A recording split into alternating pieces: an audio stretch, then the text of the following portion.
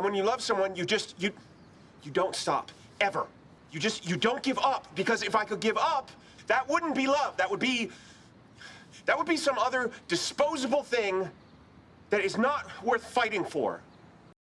I used to love Ted Mosby. For a long time, he felt like the guy who truly understood love, someone who believed in it deeply, someone who showed that it's okay for men to be emotional, hopeful, and even hopelessly romantic. And honestly, I tried that once.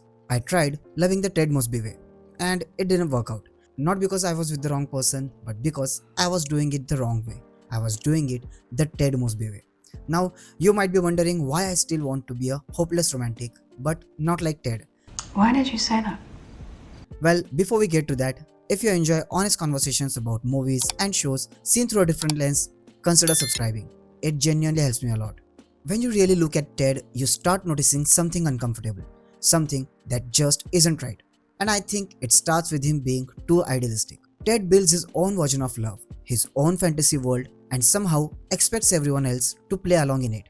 For him, love often feels more like a fairy tale than a real human connection. Two people simply being together, understanding each other, growing together, that doesn't feel enough unless it happens exactly the way he imagined it. And look, being idealistic isn't wrong, but being idealistic to the point where you stop appreciating people right in front of you, that's where things start going wrong. Yes, Ted is vulnerable, yes, he gets hurt easily, but vulnerability alone doesn't make someone emotionally mature. Because while Ted feels deeply, he barely respects other people's emotional space, their privacy, their pace, their boundaries. And when you truly respect and love someone, you respect their space, their boundaries.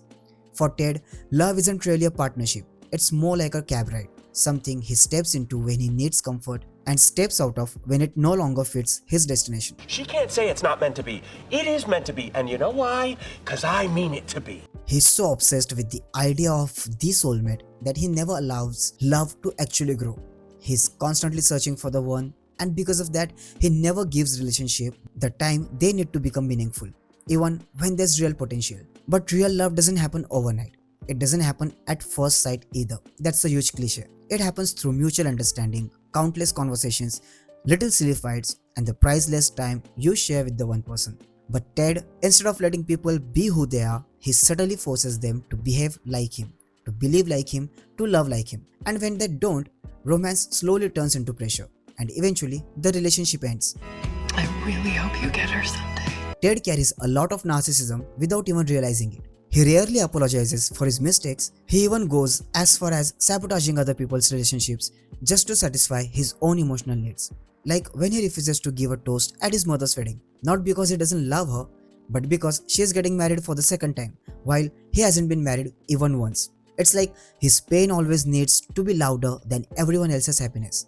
And when you talk endlessly about love and what it means, yet you don't have basic emotional understanding, then maybe you don't understand love at all.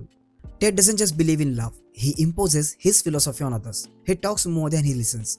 He expects people to adjust to his worldview, but he's rarely willing to change himself, not even a little. Sometimes his desperation to find love overrides basic respect. He sneaks into people's personal documents, steals information, tries to impress women under false pretenses. And I keep thinking, if you can't be yourself and let people love you for who you are, how can you ever find your soulmate? You'll never find her that way! Let's talk about his grand gestures. They look romantic, I'll give him that. But did he ever stop to consider whether the other person was even ready for them? I'm not judging his intentions here, I'm judging his lack of awareness. Like when Ted breaks into Robin's apartment and in front of a hired string quartet, awkwardly demands an answer about the future of their relationship. I need an answer. If you want me to say yes right now, I can't do that. Well, if it's not yes, then it's a no. Ted says we should chase love endlessly. But when things don't work out with Robin, he immediately looks for love somewhere else, like Victoria.